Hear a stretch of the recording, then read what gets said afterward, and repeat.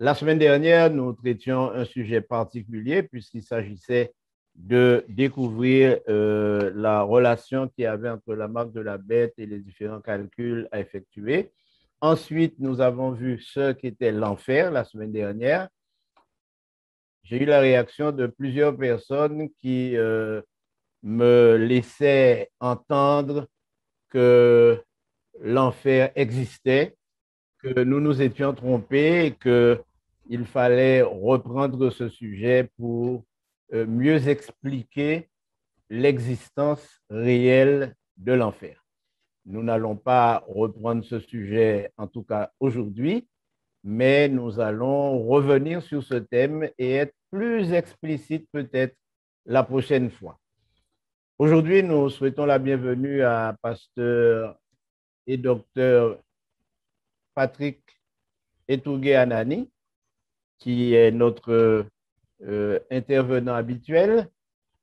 Nous n'aurons pas le pasteur Voltaire aujourd'hui et nous attendons bien sûr la connexion des autres pasteurs, dont pasteur Tony Oguma. Nous souhaitons la bienvenue à Laurence qui va nous mettre en relation avec nos internautes sur YouTube et sur le Zoom. Je souhaite la bienvenue à pasteur Oguma qui vient de nous rejoindre et j'espère qu'il n'aura pas de problème de connexion. Alors, aujourd'hui, comme l'a mentionné dans sa prière le docteur Etougué Anani, le thème semble être difficile. Pourtant, on entend parler de la loi du dimanche dans presque tous les milieux.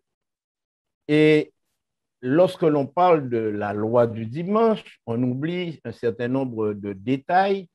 Alors, certains disent que la loi du dimanche a déjà été promulguée parce que depuis des siècles maintenant, certains États ont adopté le dimanche comme jour de repos. Donc, c'est une loi qui existe. D'autres disent que c'est une loi à venir et qu'il faut y attendre beaucoup de choses. Alors, avant de donner la parole à Dr. Etougué pour une petite présentation historique, j'aimerais poser la question aux deux, pasteur Oguma et Dr. Etougué. Qu'est-ce que la loi du dimanche? Qu'est-ce que cela pourrait en fait être?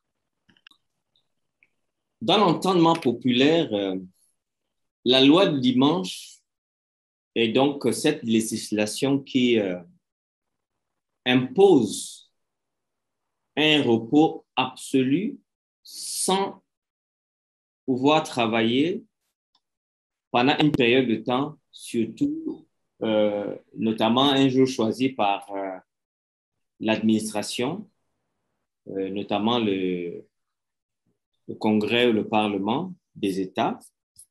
Sur le plan moderne, c'est cela qu'on entend par loi du dimanche. Donc, ce qui veut dire qu'il s'agit d'une loi qui émanera d'un organisme législatif et qui va en imposer aux autres, à tous les citoyens d'un État,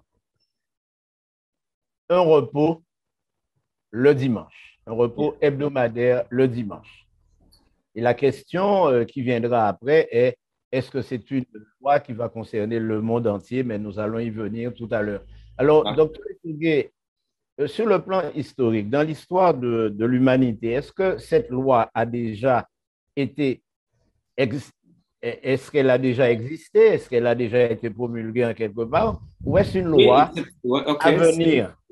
Pour faire une petite histoire, c'est très important parce qu'il faut ramener les gens à l'histoire de ce qui s'est passé. L'observance païenne du dimanche, c'est de là où tout commence.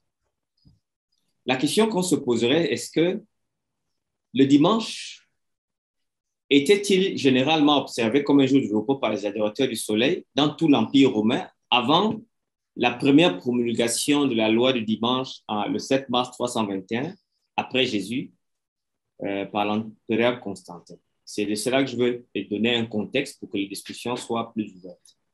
Le dimanche a été nommé d'après le soleil par les païens parce que cet orbe était largement considéré par eux comme la divinité astrologique qui présidait à ce jour. Notamment, ça venait de la religion masdéenne mitraïciste. Le dimanche a été assigné par les païens à la présidence du soleil dans les calendriers astrologiques largement utilisés dans l'Empire romain. Le dimanche était généralement considéré par les païens comme le jour sacré du soleil, qu'ils adoraient comme la plus grande des divinités astrologiques. Le dimanche, les prières étaient récitées au soleil par ses fidèles parce qu'ils considéraient ce jour comme étant un jour propice. Alors, ce disque que vous voyez, c'est un disque dédié à Sol Invictus portant la couronne radiée argentée. C'est une œuvre romaine du IIIe siècle. Elle provient du Pessinus en Asie mineure. Alors, Sol Invictus en latin signifie soleil invaincu. Est une divinité solaire apparue dans l'Empire romain au IIIe siècle. Elle reprend des aspects de la mythologie d'Apollon et du culte de Mitra combinés, connaissant une grande popularité par l'armée romaine. Alors, une étude de l'histoire du dimanche en rapport avec le paganisme montre que la Rome avait donc adopté ça parce que la plupart des gens de l'armée connaissaient ce culte du soleil. Alors, cette pièce de monnaie en or représente donc Constantin en Sol Invictus. Ouais, il était là en Sol Invictus. L'empereur Aurélien, qui meurt en 275, lui assure une place officielle à Rome et proclame que le soleil invaincu est le patron principal de l'Empire romain.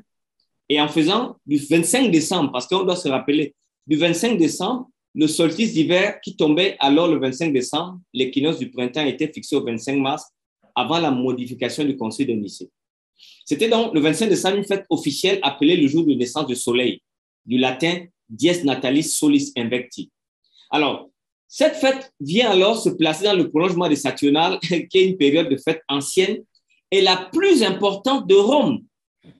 Un temple est dédié au soleil au champ de Mars, par exemple, et il est orné du butin rapporté de Palmyre. Ce temple est servi par un nouveau collège de prêtres, les Pontifices Solis. Alors, dans un traité spécifiquement adressé à la population païenne de l'Empire romain, Tertullien, il meurt en 220, mais il écrit ce traité en 220, je pense. Il dit, il pense que le soleil est le Dieu des chrétiens, car il est connu que nous prions vers l'Est et faisons une fête le jour du soleil. Faites-vous moins? Ne faites pas la plupart d'entre vous en affectant d'adorer les corps célestes. Vous êtes certainement ceux qui ont aussi reçu le soleil dans le registre de 7 jours. Et parmi les jours, l'homme préféré, quel jour vous quittez le bain, où vous pouvez le reporter jusqu'au soir, où vous pouvez le consacrer, la journée à l'oisiveté et à manger.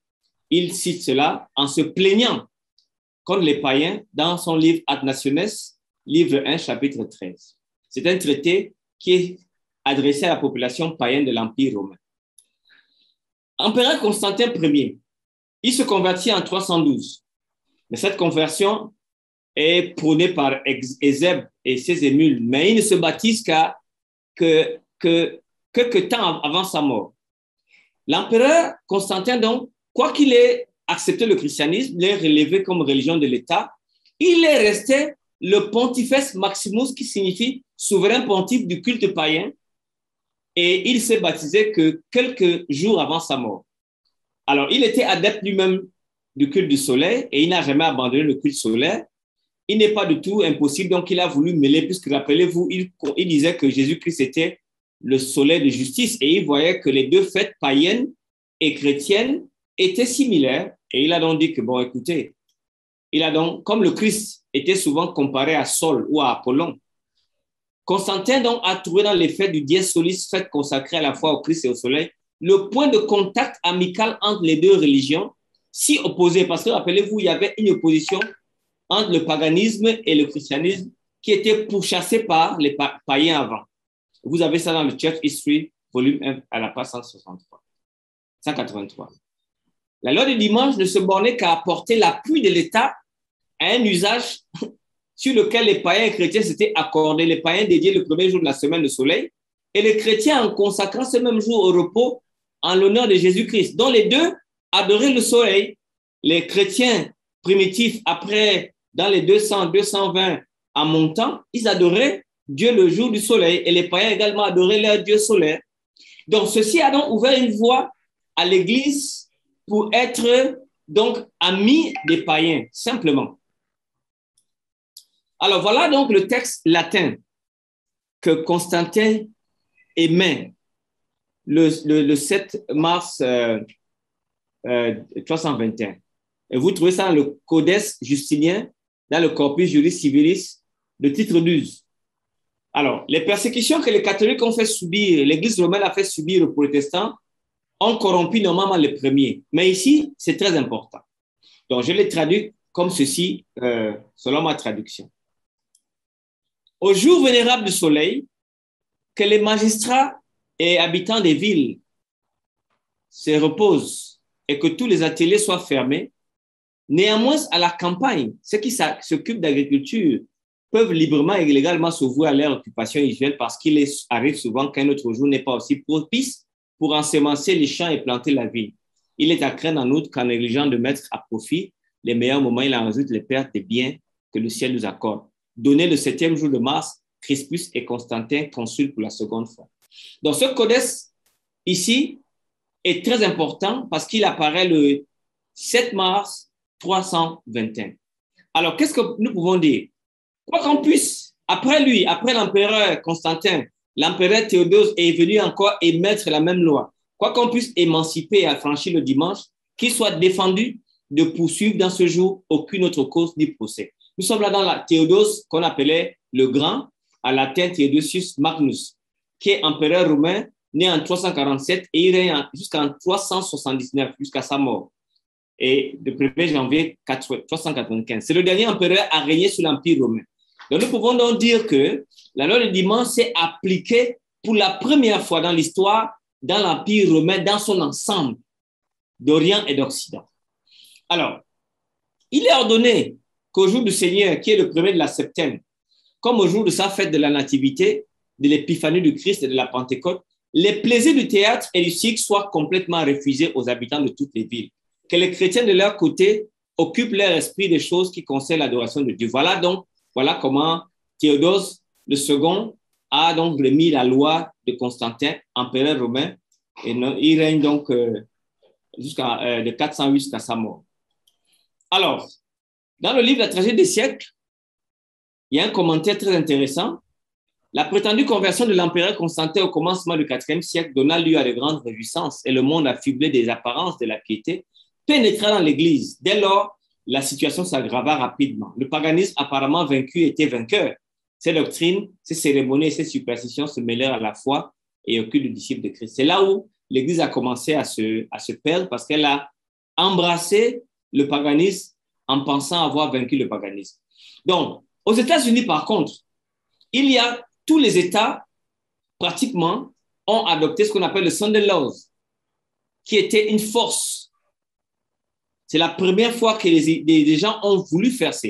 En Floride, en 1891, en Géorgie, en 1895, à Hawaï, je n'ai pas pu trouver la date, en Alabama, en 1897, à Louisiane, en 1897, le district d'Alaska, entre 1898 et 1999, Indiana, 1901, Arkansas, 1901, Iowa, 1902, Connecticut, et jusqu'au Kansas, 1905.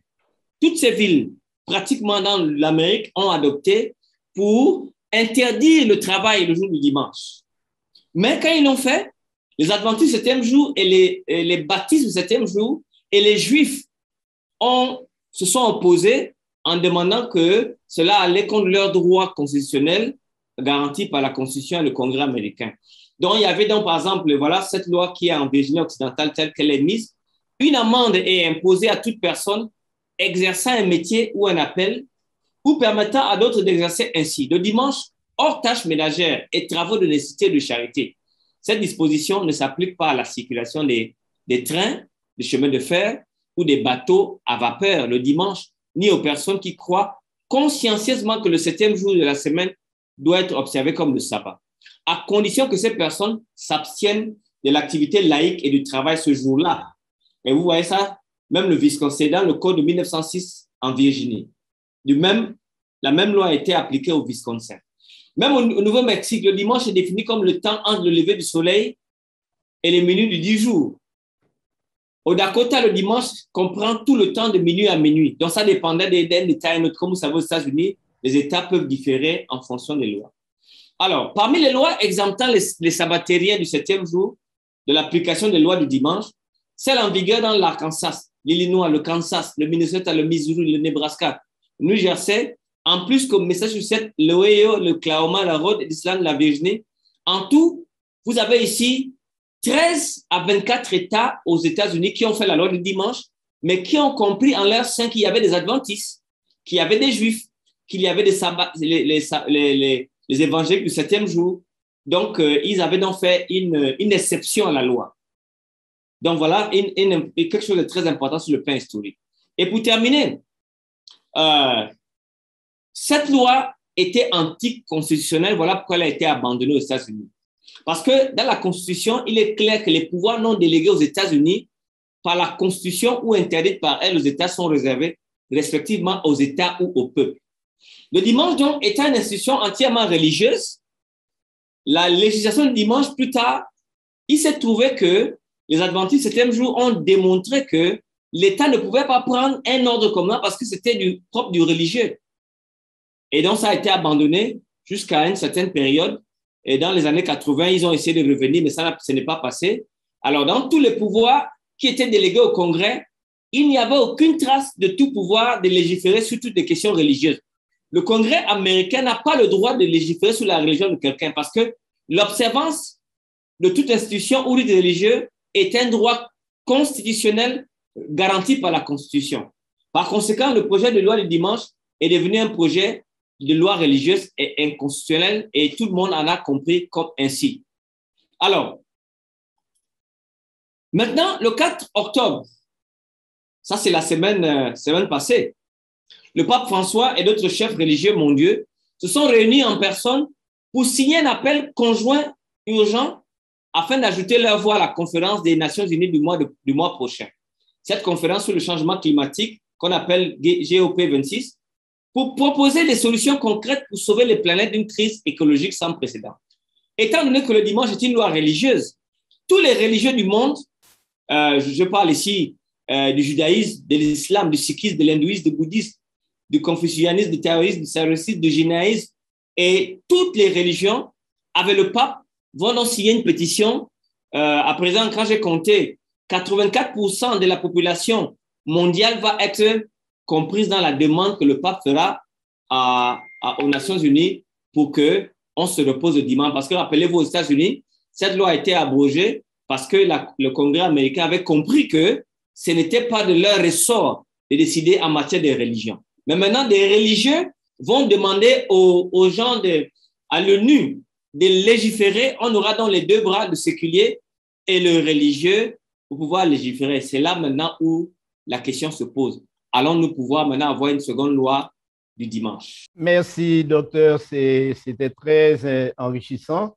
Et d'ailleurs, certaines questions que nous avons à l'esprit ont déjà trouvé un début de réponse. Mais il n'empêche que nous poserons clairement la question.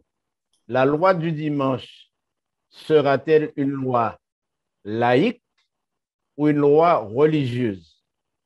Bon, selon ma présentation, selon ce qui va arriver, il semble que le Congrès américain, maintenant, et toutes les législations du monde, l'ONU, aura maintenant le bras séculier et le bras religieux, puisque toutes les religions du monde sont en accord à donner à ce jour-là le free labor, mais également la possibilité d'adorer un seul Dieu, le Dieu du soleil.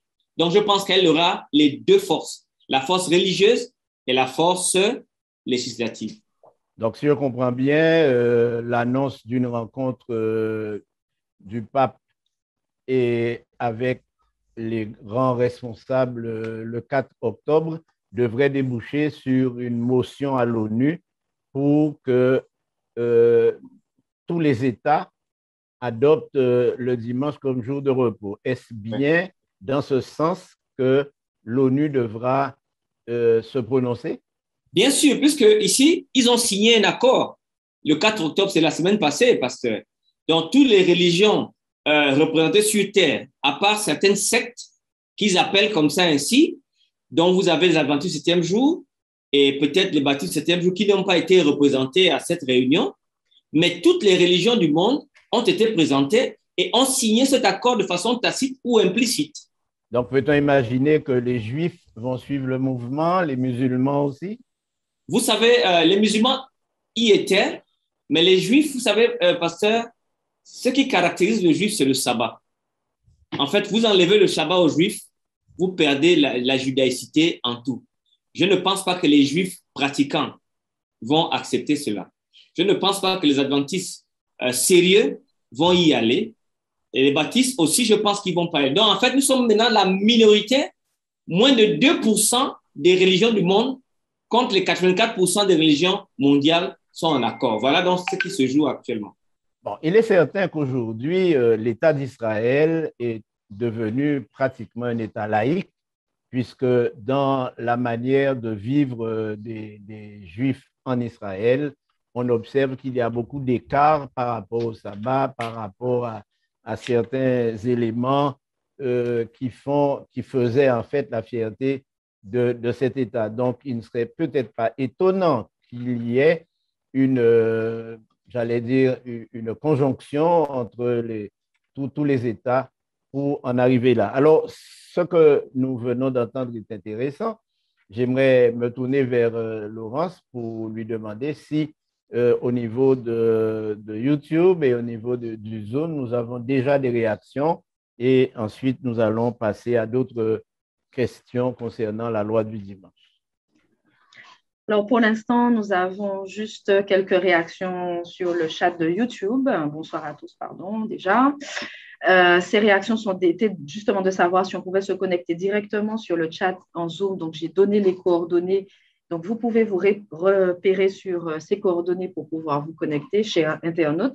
Nous vous remercions d'être connectés à cette heure. Il y a juste une question. Comment les chrétiens sont-ils passés du Shabbat au dimanche? Voilà, c'est l'unique question que nous avons pour l'instant. Et voilà, comment les chrétiens sont passés du Shabbat au dimanche et qui a autorisé ce changement? Voilà. Oui, alors je ne sais pas si Pasteur Oguma veut répondre à cette question avant que Docteur nous donne... Bonsoir déjà et merci pour la parole. Je voudrais, si vous le permettez, ajouter à ce que le professeur a dit quelques éléments très importants, quelques éléments très importants, c'est celui de la raison utilisée pour présenter à l'ONU, n'est-ce pas, un accord collégial des différents, n'est-ce pas, mouvements religieux dont le professeur faisait allusion. C'est la question du climat. Hein? La Terre est en train de se détruire, il faut la protéger, il faut la préserver. Alors, il est important qu'à un moment, le monde se repose pour préserver, n'est-ce pas, le bien de la Terre. Et un jour est proposé dans ce sens, c'est le jour du dimanche. Et c'est très subtil, un peu comme ce que nous vivons aujourd'hui, très subtil. On doit protéger la Terre, on doit prendre soin de la Terre, on doit prendre soin du climat et il faut que la Terre se repose. Vous savez, j'ai lu récemment un journal qui disait que pendant la période de confinement que le monde a connu lié, n'est-ce pas, au problème, n'est-ce pas, sanitaire de la COVID-19, le monde, la Terre, hein, s'est bien porté et la concentration de pollution dans le monde a baissé énormément. Voici un argument très puissant qui serait utilisé, n'est-ce pas, par ce mouvement œcuménique, présenté, n'est-ce pas, à l'ONU, pour dire qu'il est important que l'on trouve un jour de repos pour la mère Terre. Et cela passe par l'imposition d'un jour de repos, n'est-ce pas, à l'humanité tout entière. Et ce jour, ce sera effectivement dimanche. Maintenant, à la question qui est posée, comment sommes-nous passés de samedi, enfin, de sabbat au dimanche, je préfère laisser le professeur répondre parce qu'il avait déjà bien commencé. Mais il y a une citation que j'avais voulu lire. Je suis juste en train de chercher ça sur mon écran. Voilà, la citation du concile de Laodicée de 364 après Jésus-Christ. Le concile de Laodicée dit ce qui suit. Les chrétiens ne judaïseront pas et ne seront pas oisifs le samedi, mais ils travailleront ce jour-là. Mais le jour du Seigneur, c'est-à-dire le dimanche, ils seront particulièrement honorés et en tant que chrétiens, ne travailleront pas si possible ce jour-là.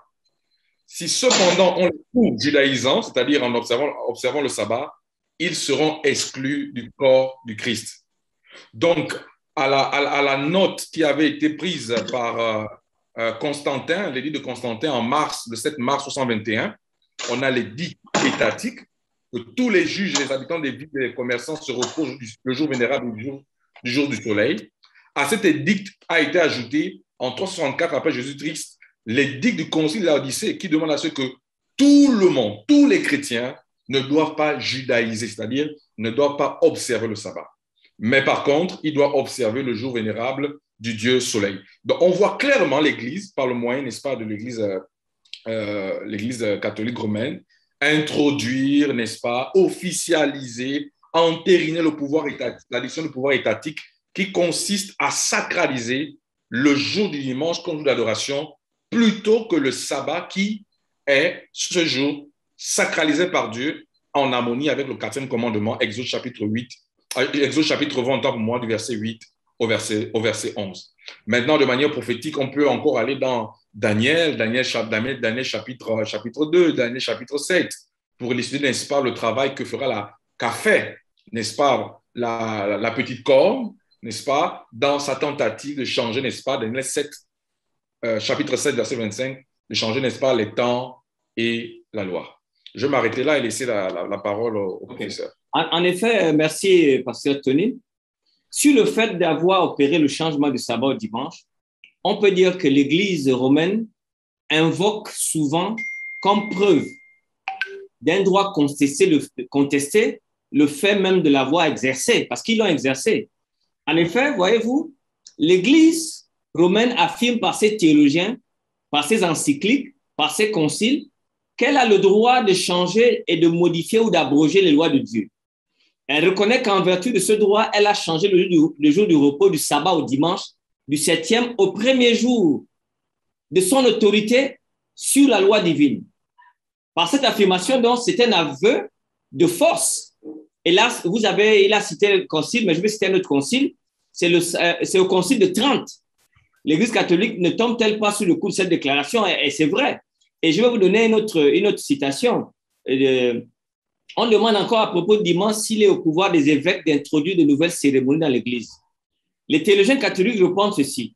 Qui accorde ce pouvoir aux évêques cite aussi comme exemple le jour du repos a été transporté du samedi au dimanche, contrairement au décalogue.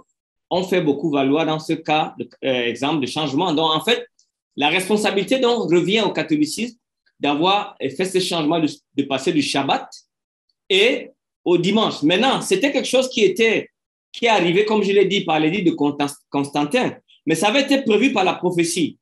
Dans Daniel chapitre 7, verset 25, on dit « Il prononcera des paroles contre le Très-Haut, il opprimera les saints du Très-Haut, et il espérera changer les temps et la loi. Les saints seront liés en ses mains pendant un temps, des temps, la moitié d'un temps. » Nous revenons encore là dans la durée de l'Église romaine pendant 1260 jours qui partait de 538 après Jésus jusqu'à 1798 lorsqu'il a été arrêté.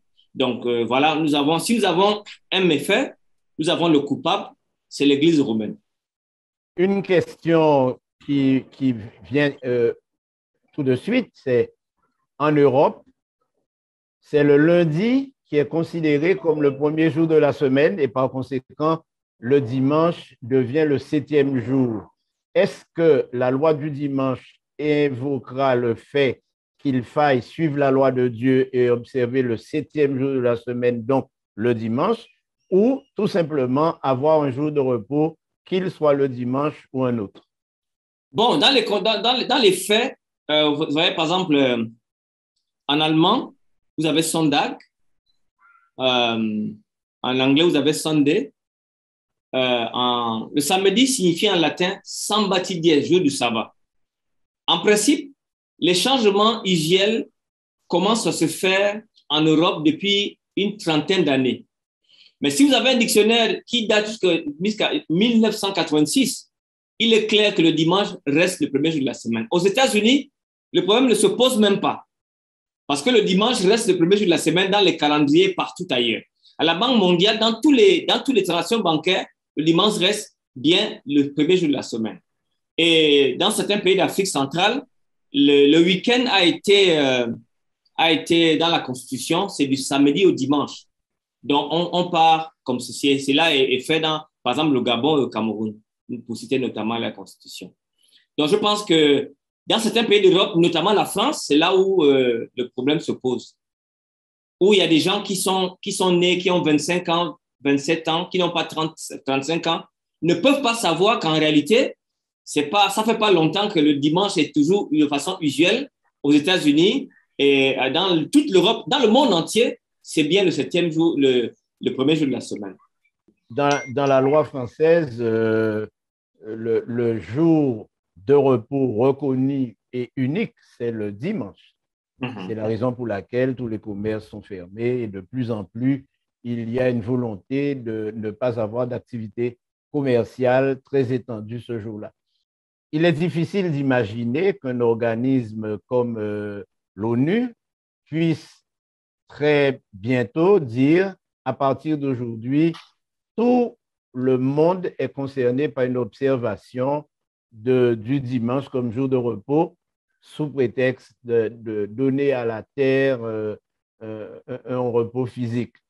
Alors, j'essaie d'imaginer ce que pourrait être une telle loi si elle devait toucher la Chine, si elle devait concerner les pays bouddhistes, l'Inde et tous les autres. Que pensez-vous de l'universalité de la loi du dimanche? Oui, nous avons un principe de religion mondiale qui se met en place à cause de l'urgence. Et comme le pasteur a parlé, l'urgence est en train de montrer que les hommes ont blessé la terre. Et le fait de pouvoir la faire se reposer, il leur faut un jour de repos pour permettre que la terre puisse se reposer. Et si l'islam, qui a son jour le vendredi, dit d'accord, il n'y a pas de problème. Les sikhisme, l'hindouisme, le bouddhisme n'ont pas de jour spécifique en tant que tel. À ce moment donné, donc, on peut s'entendre que le catholicisme, qui a quand même 1,2 milliard de croyants, qui est la plus grande religion, va entraîner tout le monde dans cette religion mondiale et va donc faire adopter son jour. Rappelez-vous également que Constantin était un empereur. C'est lui donc qui a le bras séculier. Et donc, moi, je ne vois aucun problème. À cause de l'urgence, l'ONU pourra donc être ce bras séculier, ou si ce n'est pas l'ONU, ça pourrait être les États-Unis d'Amérique qui pourraient être le bras séculier pour passer une loi telle. Mais la raison, c'est l'urgence de sauver la terre, comme le pasteur tout à l'heure. Vous avez remarqué que les deux plus grandes nations qui combattent le problème climatique au monde sont la France et les États-Unis. Récemment, lorsque le président américain, n'est-ce pas, était au pouvoir, il est sorti des accords, n'est-ce pas, de Paris, liés, n'est-ce pas, à la protection de la nature et au désir, n'est-ce pas, de préserver, n'est-ce pas, le monde, enfin la terre, devrais-je dire. Et quand l'actuel président arrive au pouvoir, n'est-ce pas, il a nommé, n'est-ce pas, un représentant spécial dans son cabinet chargé de ramener les États-Unis sur la table de la lutte contre le changement climatique. Donc, il a mis en place un cabinet spécial qui s'occupe de ça et qui a ramené, n'est-ce pas, les États-Unis sur la table de la lutte contre le changement climatique. Et je me dis, c'est une analyse, hein, je me dis que si les États-Unis sont aujourd'hui, n'est-ce pas, au devant de la scène pour marteler avec l'accord de la France et, n'est-ce pas, l'appui que vient maintenant apporter le secteur religieux, je me dis que si ce n'est pas l'ONU, on n'est pas loin que ce soit les États-Unis qui aussi sont en train de se mettre devant comme les champions de la lutte contre le changement climatique. Et le mandat de l'actuel président des États-Unis américains tourne même autour de cette question. Si je comprends bien, la loi du dimanche sera donc une vraie loi législative constitutionnelle, mais qui s'appuiera sur l'écologie. Peut-on aussi penser qu'il y aura une connotation religieuse à partir de l'œcuménisme, par exemple? Bien sûr, puisque tout se tient, pasteur, tout se tient. Le mouvement œcuménique est là déjà depuis une trentaine d'années. Elle a déjà uni beaucoup de gens et on devrait se rappeler que, en termes d'œcuménisme, le Conseil des églises l'avait fait sans le catholicisme. Et le catholicisme est donc revenu avec l'idée de l'œcuménisme. Œkumène signifie toute la terre habitée en grec. Donc, pour l'église romaine, elle est l'église première. Elle est la première des églises. Tout le monde qui s'est séparé doit revenir vers elle, mais l'église romaine ne doit pas aller vers eux parce que c'est la première des religions au monde. Alors, donc, l'œcuménisme va jouer donc un rôle important puisque déjà, il y a déjà des accords immenses et importants dans l'œcuménisme. Maintenant, il fallait que l'islam était déjà l'hindouisme, le sikhisme, le bouddhisme, qui sont également le mouvement œcuménique, mais il fallait maintenant passer de la religion au niveau de la mener sur le plan législatif, au niveau des États. C'est donc là la question donc, qui a posé. Et l'urgence, la mère terre, le besoin a donc créé l'urgence. Et cette urgence peut maintenant permettre qu'une loi soit imposée pour pouvoir éradiquer ou protéger la terre qui est en train de souffrir de nos us et coutumes.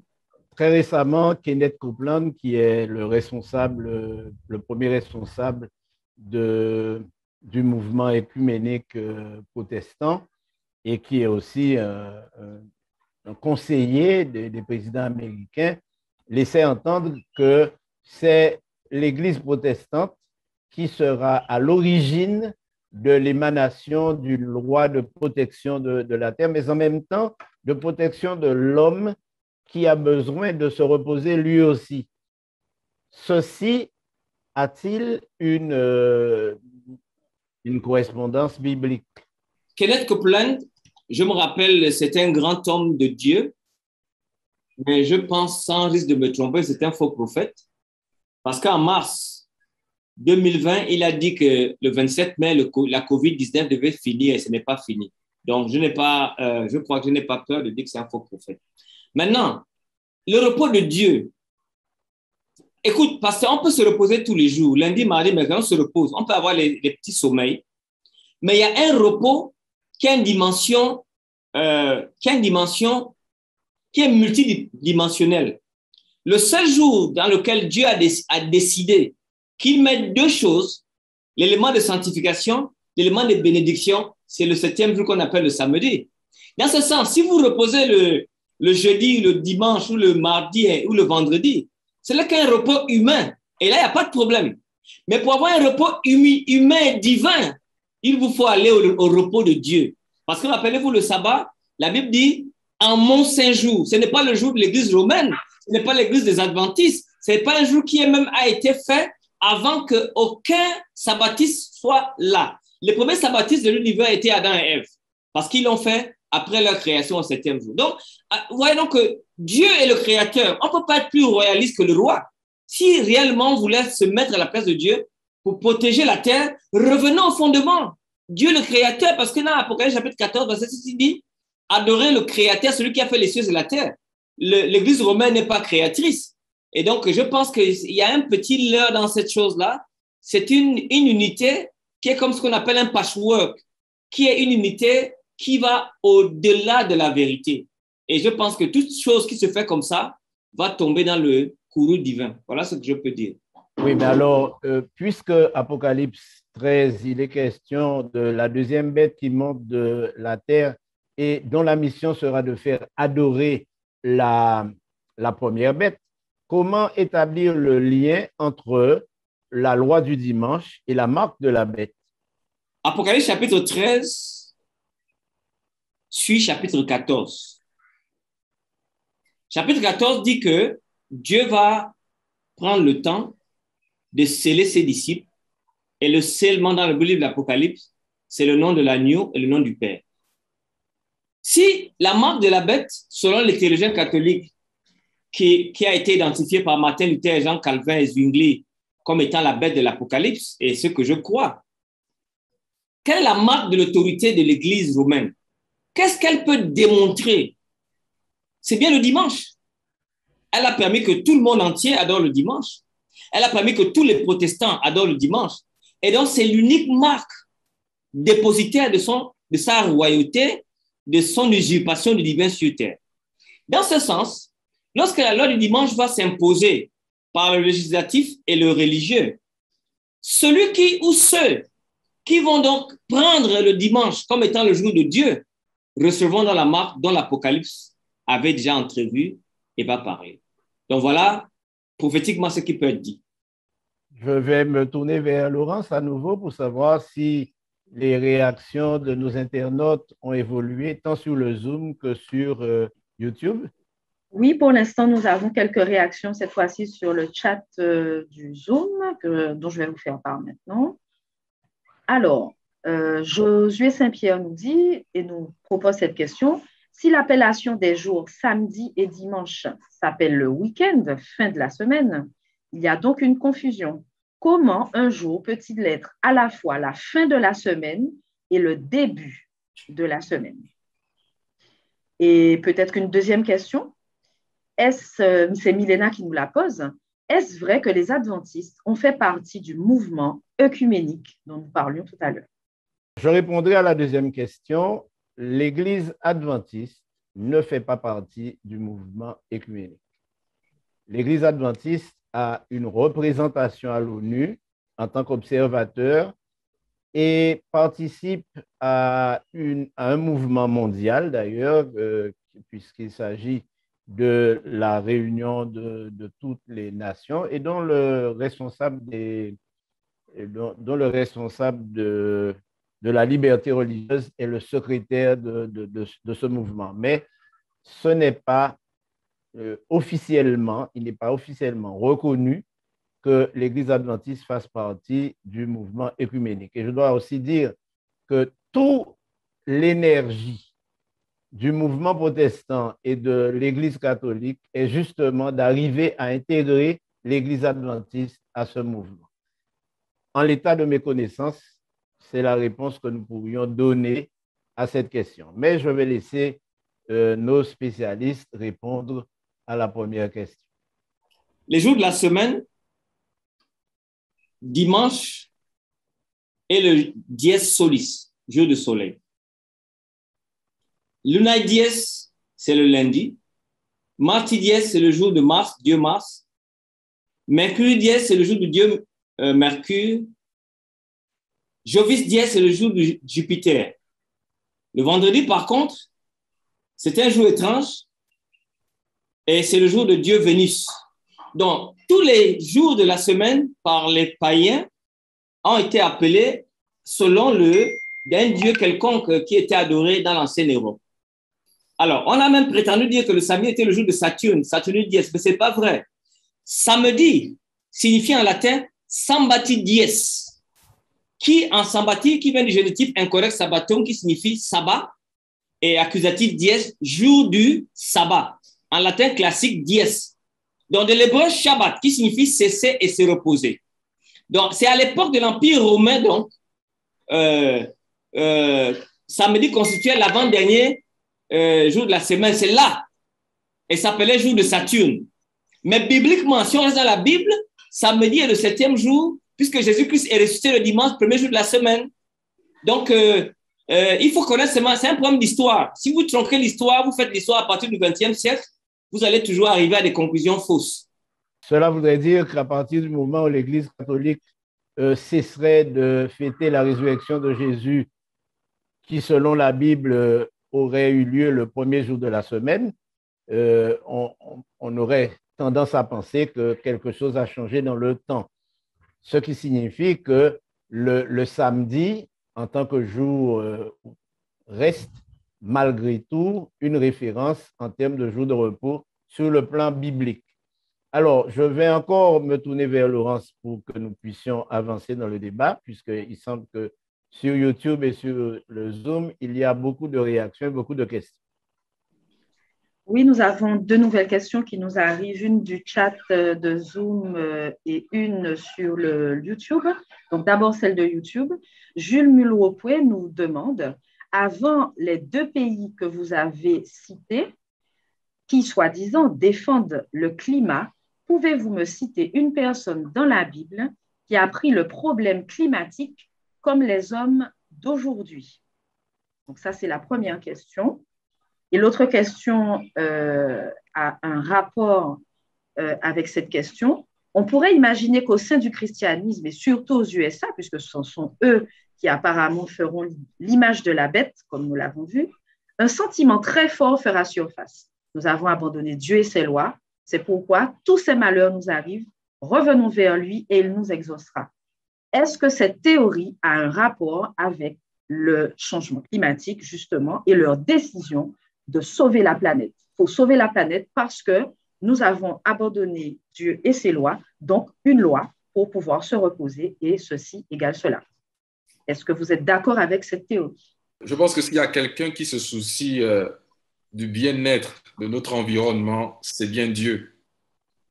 Quand nous lisons Genèse chapitre 2, l'une des responsabilités qui a été donnée à l'homme dans le jardin d'Éden était de prendre soin de la création.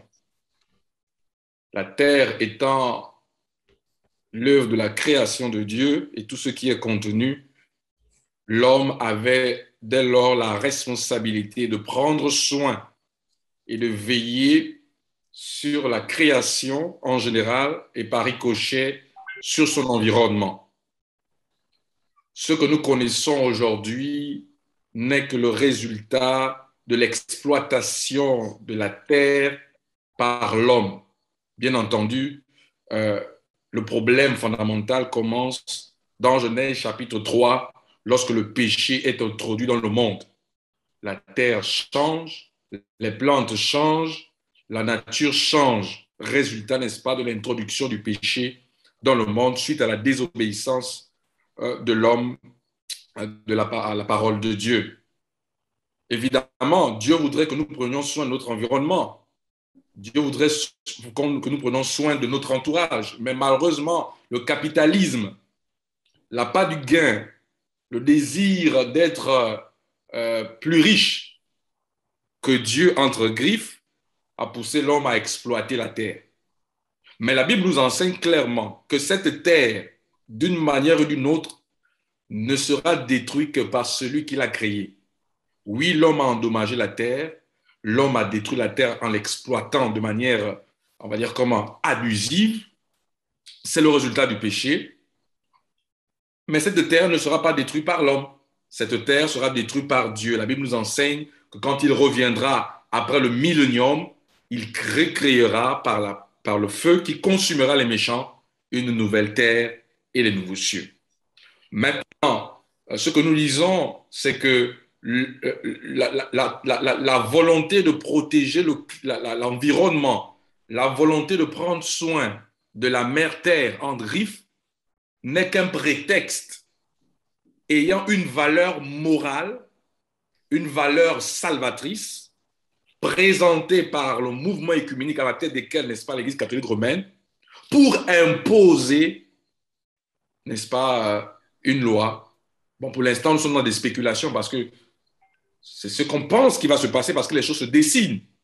Mais on ne sait pas ce que nous réserve l'avenir, mais au moins, les prophéties nous disent clairement que l'Église s'associera avec l'État à un moment donné de l'histoire de l'humanité pour mettre en place, n'est-ce pas, une loi. Et comme vous l'a dit, cette loi du dimanche.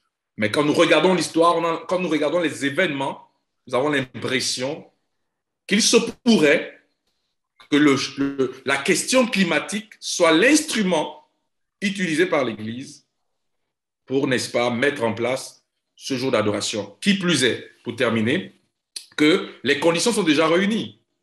Avec l'existence de la COVID-19, nous nous rendons tous compte que les États ont un pouvoir de légiférer et d'amener les uns et les autres à faire des choses. Ça se dessine déjà. Maintenant, si on se rend compte que les États ont ce pouvoir de confiner tout le monde et de déconfiner tout le monde au même moment, on se rend compte que oui, effectivement, lorsqu'on arrivera à la marque de la bête, lorsqu'on arrivera à l'imposition d'un jour d'adoration sous le parapluie, n'est-ce pas, de la volonté de protéger la nature et notre environnement, on se rend compte qu'effectivement, l'Église, qui n'est pas un pouvoir étatique et qui ne peut imposer parce qu'elle n'a pas n'a pas d'armée, n'a pas de police, n'a pas de gendarmes, utilisera l'État, n'est-ce pas, qui a tout cela, qui a un congrès, qui a une représentation pour légiférer, pour mettre en place, n'est-ce pas, une loi qui obligera, de gré ou de force, à tous ceux qui sont pour la protection de la nature de suivre le pas. Maintenant, ceux qui ne seront pas d'accord avec cette imposition seront, n'est-ce pas, targués d'individus voulant la destruction de la terre. Ils veulent que la terre soit détruite. Nous, on veut protéger la terre, mais eux, ils ne veulent pas protéger la terre. On impose un jour d'adoration pour le bien de notre environnement, mais eux ils disent non, eux, ils veulent observer un jour autre que ce que nous avons imposé. Alors, il se pourrait que là commencera peut-être, c'est une supposition, à la lumière des événements que nous vivons actuellement, que les choses passent à l'imposition, n'est-ce pas, et à la persécution. Selon l'Apocalypse chapitre 11, versets 16 et 18, les nations se sont irritées et ta colère est venue. Et le temps est venu de juger les morts et de récompenser tes serviteurs, les prophètes, les saints, et ceux qui craignent ton nom, les petits et les grands, et d'exterminer ceux qui détruisent la terre. Dieu a un temps de jugement. Dieu n'a donné aucun mandat à quelqu'un d'être le dépositaire de la terre parce qu'il en est le créateur. Il y a un texte de Paul qui dit « La terre soupire en attente de sa rédemption ». Je crois que c'est dans Romains. Dieu nous a fait économes en plaçant Adam et Ève dans le jardin.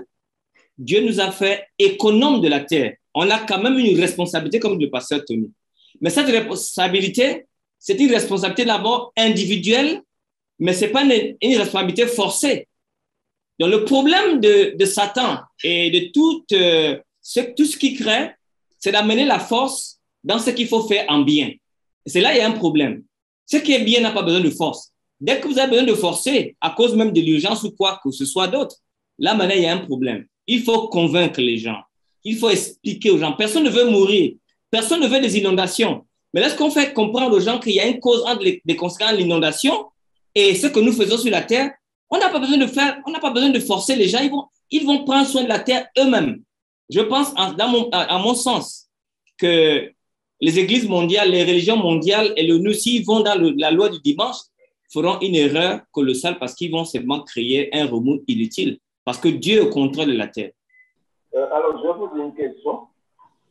La question que je pose, c'est que par rapport à tout ce que j'ai concernant la marque de la bête et concernant, il y a un pasteur qui a dit par rapport à ce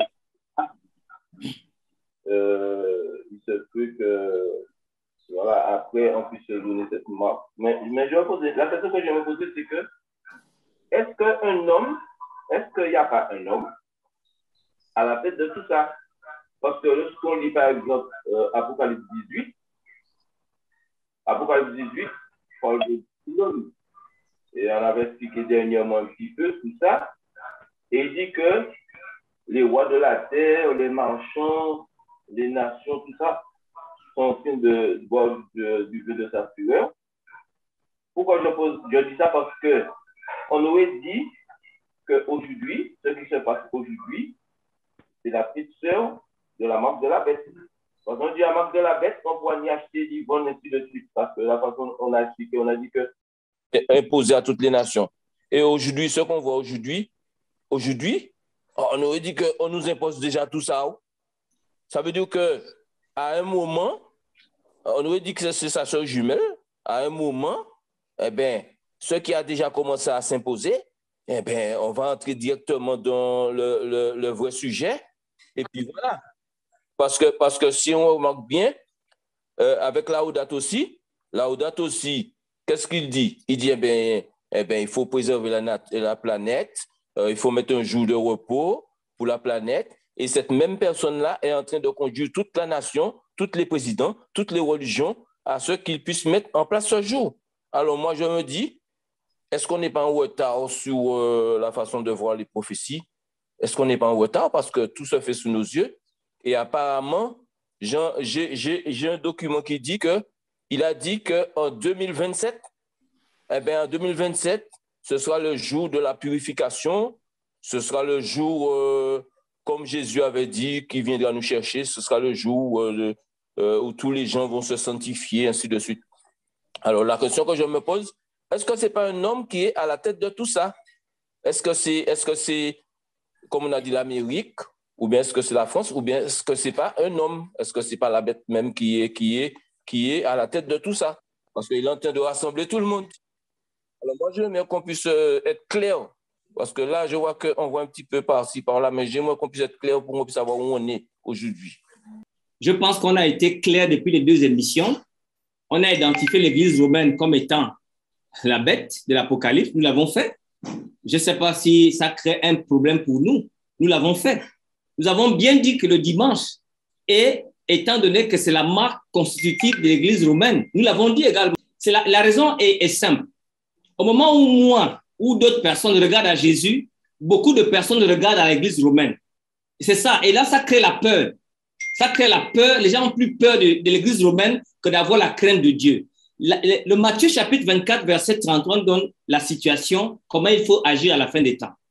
De même, quand vous verrez toutes ces choses, sachez que le Fils de Dieu est proche à la porte. C'est ça il faut bien que ça arrive. Nous ne sommes pas là pour empêcher que ça arrive. Ce n'est pas notre rôle.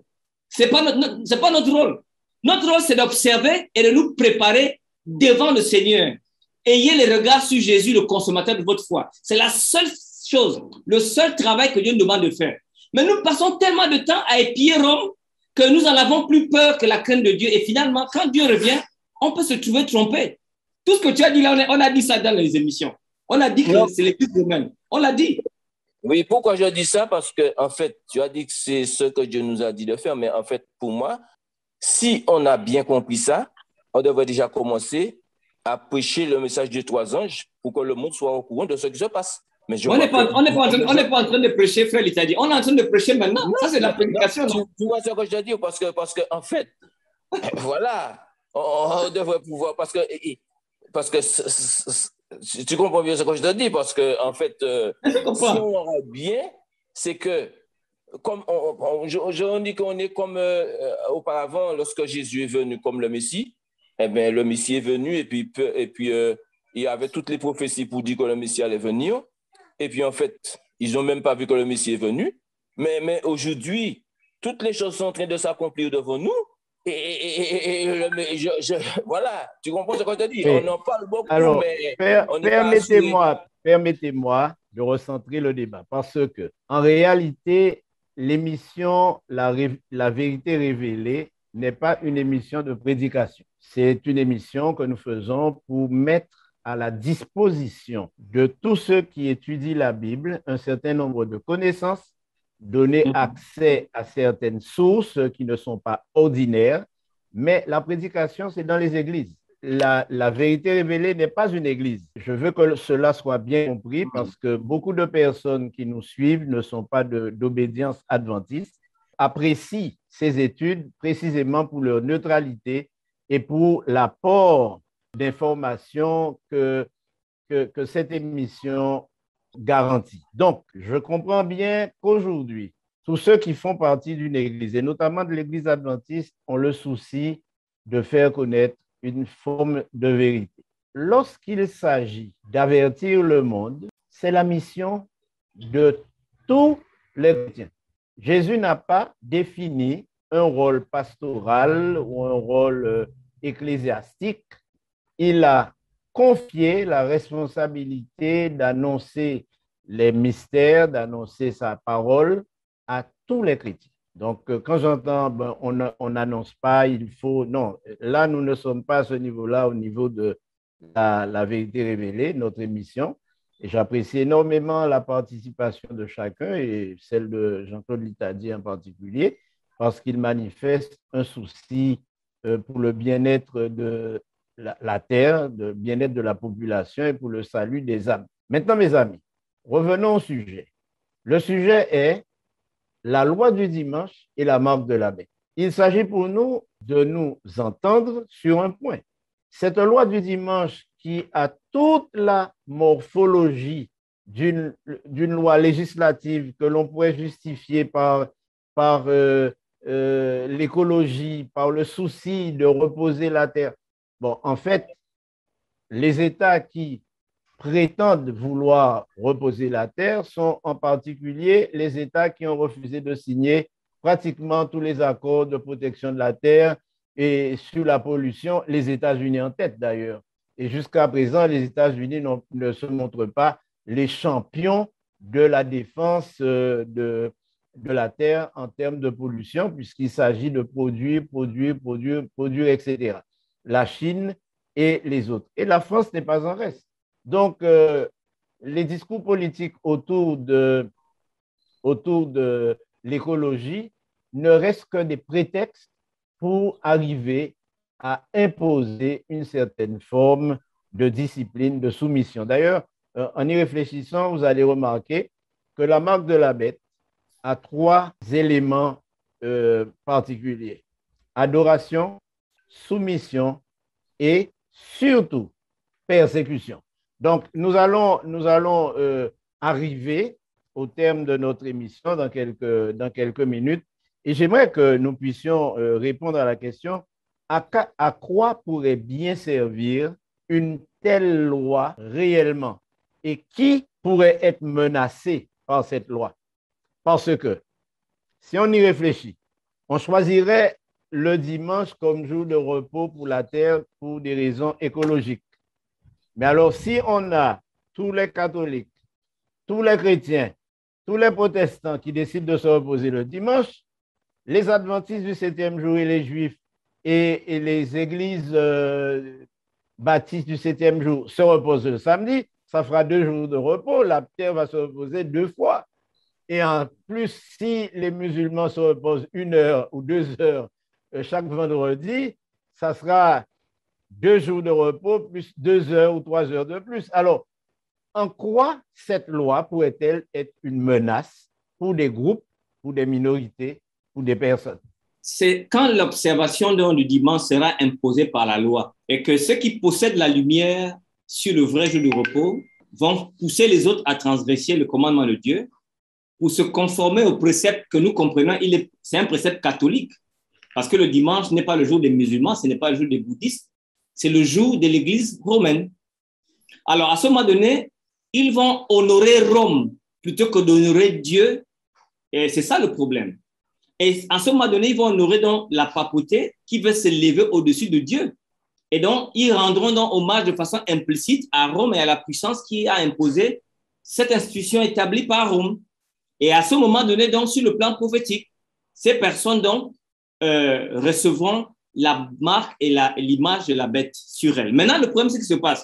Dans l'Apocalypse chapitre 13, la persécution n'est pas pour ceux qui ont accepté le dimanche.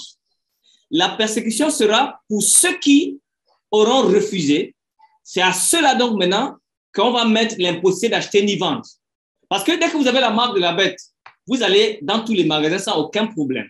Mais quand vous dites non à ceci, et c'est là, parce qu'il y a une première étape. La première étape, c'est imposer le dimanche comme étant jour de la terre. Deuxième étape, c'est d'identifier les récalcitrants. Troisième étape, c'est de les persécuter. Quatrième étape, c'est de les tuer. Voilà le programme donc. Le programme qui est devant nous.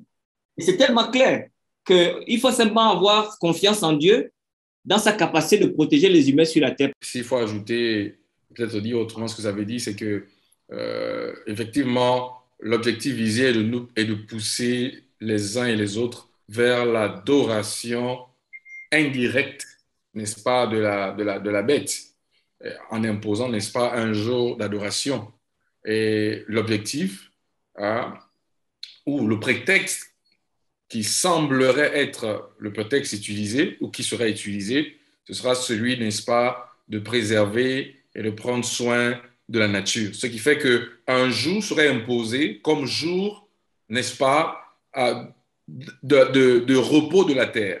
Donc, les hommes et les femmes, les enfants et les vieux, les âgés devront, n'est-ce pas, se reposer et en se reposant, adorer, n'est-ce pas, Dieu en ce jour qui est autre que le jour du dimanche, marque, n'est-ce pas, de l'Église catholique romaine. Ceci sous-entend que quoi? Celui qui sous-entend que tout le monde, que vous soyez adventiste, que vous soyez musulman, que votre jour saint soit mercredi, qu'il soit vendredi, soit samedi, enfin, en fonction de votre religion, tout le monde sera invité à avoir un seul et unique jour.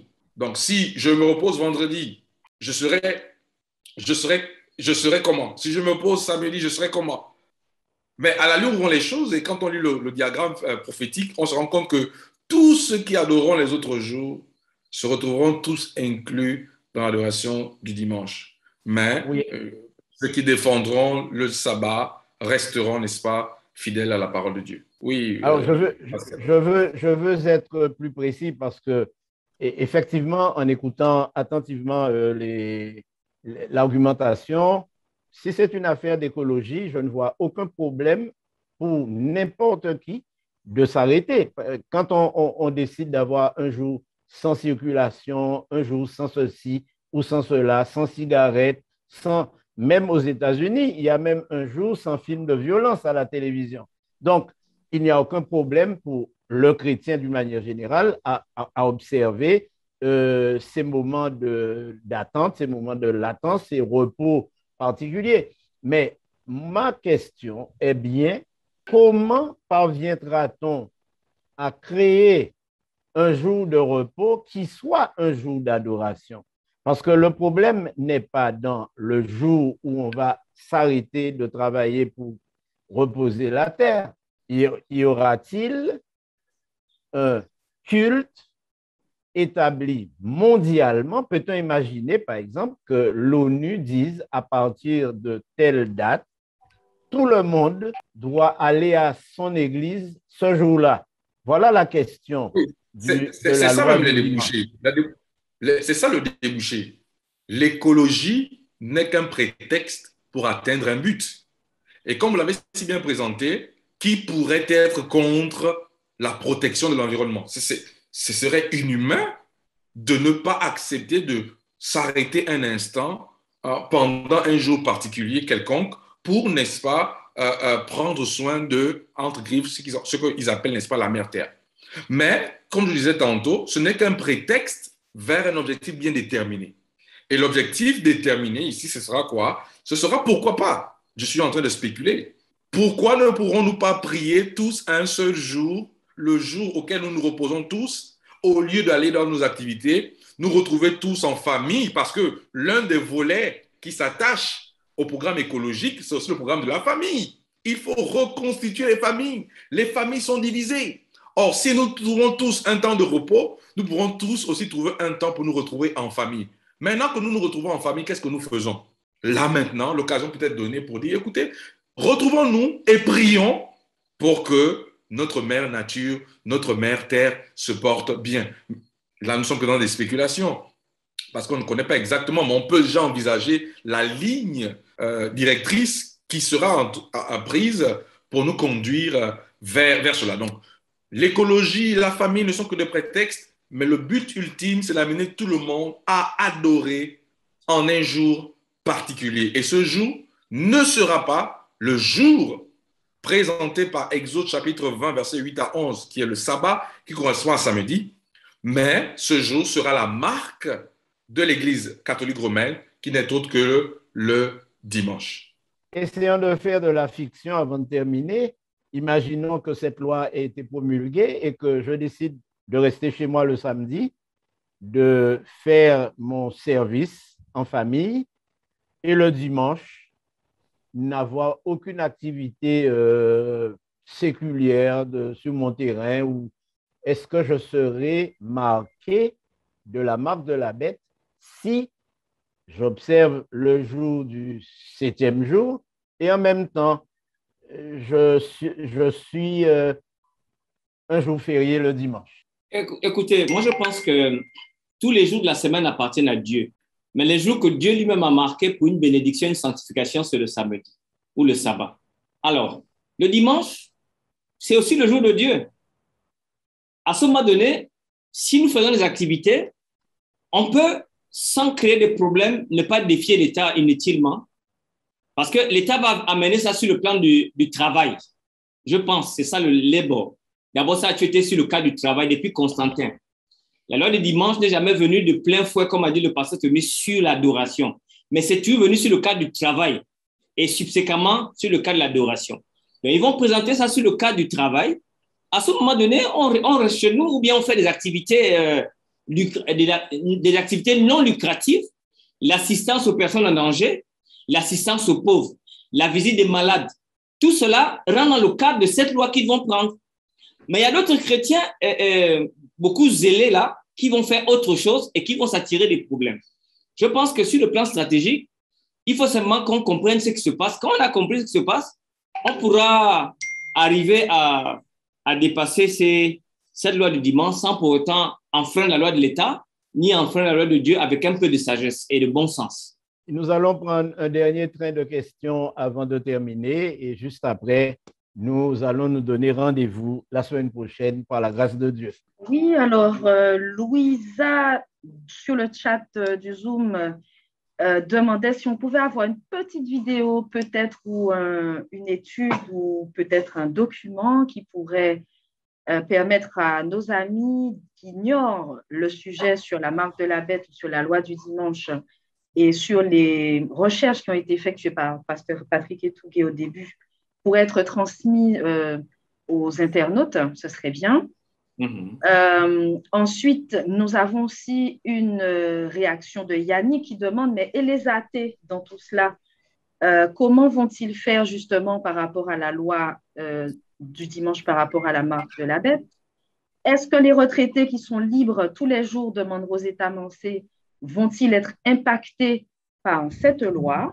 Et en dernière question, y a-t-il un signe qui préfigure la marque de la bête? Puisque notre sujet, c'était la loi du dimanche et la marque de la bête, par exemple. Le pass sanitaire imposé a longtemps été considéré comme une préfiguration de la marque de la bête. Par exemple, est-ce que la loi sur le dimanche, une loi qui impose un repos dans le monde, serait une préfiguration de cette marque? Merci. Ce seront les dernières questions pour l'émission d'aujourd'hui. Qui veut répondre? Ok, je vais d'abord essayer de commencer. Dans l'Apocalypse, il n'y a pas un problème de préfiguration, mais il y a un problème d'avertissement. Une série de choses vont se passer qui vont alerter le croyant que le côté le côté de la bête ou le côté satanique se met en branle-bas pour amener son plan. Première chose, il y a l'union sans Dieu. Parce que je suis frère d'un musulman, je suis frère humain d'un bouddhiste, mais nous ne sommes pas frères sur le plan de la religion. La première chose, d'abord, le premier signe, il y a au moins une trentaine d'années que ça a commencé avec l'écuménisme, qui a montré que des hommes avec des foi différentes se sont mis ensemble pour pouvoir trouver de la paix. C'est une paix qui est impossible, parce qu'un bouddhiste ne sera jamais un chrétien. Deuxième chose maintenant, c'est que ces religions, fussent ces musulmans bouddhistes, acceptent l'autorité du pape. Donc, c'est sur 50 ans, Laurent, c'est sur 50 ans. Ce n'est pas seulement le discours de Macron. Depuis 50 ans déjà, les personnes qui lisent les prophéties savent que voilà, c'est en train de partir. Macron, ce n'est qu'une petite goutte d'eau dans le seau de toutes choses. Avec la venue de l'écuménisme, déjà, on avait déjà vu que ça se mettait sur pied. Maintenant, avec la COVID-19, il y a eu un élément que le pasteur Tony a mis en exergue, c'est l'urgence. À cause de l'urgence, nous avons vu que les nations peuvent imposer quelque chose au monde. Donc, tous les traits sont prêts. La chose qui manque maintenant, c'est qu'il faudrait que cette loi du dimanche s'impose. Je voulais dire donc que l'étape maintenant la plus déterminante, c'est quand cette loi va être prise et quand la persécution va s'en suivre. Alors là, nous aurons déjà tous les traits de la prophétie déjà matérialisés. Maintenant, la question des païens, Laurence. La Bible dit que ceux qui vivent sans la loi périront sans la loi. Quelqu'un qui n'a pas accepté que sur cette terre, il en a fait lui-même sa propre. Il est, qu'on appelle ça? Il sera responsable de son propre sang. Il n'y a pas de raison qu'un homme sur terre soit un athée. La Bible dit dans Actes des Apôtres, chapitre 4, verset 12, il n'y a sous les cieux aucun autre nom qui a été donné parmi les hommes pour que nous soyons sauvés, c'est Jésus-Christ. Donc Dieu s'attend à ce que toute personne, athée ou non, revienne au pied de la croix pour avoir le salut. Donc, je suis désolé de le dire, c'est la seule porte de salut pour tous les humains, Jésus-Christ. Et donc les athées sont invités de manière ouverte, de manière gentille, à regarder à ce Christ-là pour éviter ce qui va venir demain. Chers amis, je vous remercie pour votre participation. Il y a certaines questions qui sont restées peut-être en suspens et que nous aurons l'occasion d'aborder dans les rencontres futures. Merci à Dr. Etougué Anani pour son intervention et aussi pour les informations qu'il a données. Merci à Pasteur Oguma qui nous a éclairé sur certains points. Il n'empêche que la réalité est devant nous. Elle est devant nous parce que le pass sanitaire dont on veut trouver toutes les qualités n'est qu'une étape vers l'imposition finale d'un jour de repos. En fait, ce sont des étapes qui sont franchies. Le pass sanitaire, la vaccination et toutes ces histoires sont là juste, comme je l'ai dit depuis déjà plusieurs semaines, même plusieurs mois, comme un test pour vérifier comment les hommes réagissent à certaines impositions. Et en fonction des réactions, les États, notamment la France, puisque nous sommes sur le territoire français, envisagent d'imposer à tous un certain nombre de choses qui sont en réalité des restrictions de liberté. Et observez bien, depuis que l'État français a limité au maximum les allées et venues, la liberté d'aller ici ou là, limité à 1 kilomètre, à 10 kilomètres, etc., les confinements partiels et généraux, tout cela constitue une manière d'éprouver les hommes pour savoir comment ils vont finalement réagir lorsque les choses seront globalisées. Il y a danger pour les chrétiens qui se trompent sur l'identité des choses. Il y a danger pour les chrétiens qui s'imaginent avoir une connaissance tellement grande qu'ils peuvent se passer des avertissements et aussi de toutes les informations qu'ils reçoivent. C'est pourquoi j'aimerais vous inviter à rester concentrés sur ce que le Seigneur a révélé. Maintenant, comment va-t-on réagir? C'est la question qui est posée.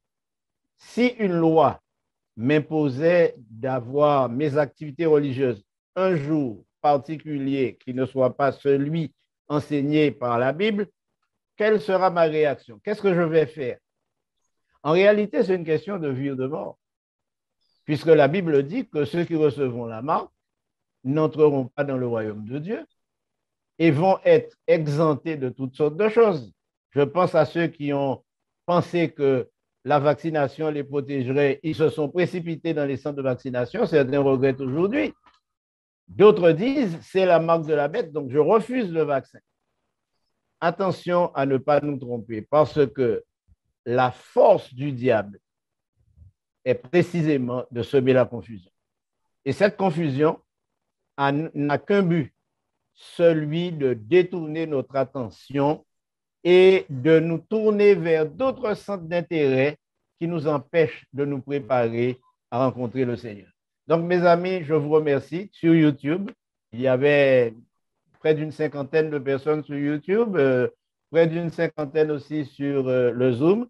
Je vous remercie d'avoir été présent. Merci à Laurence qui nous a transmis toutes les questions qui sont montées, les réactions, Dr. Patrick Etougué.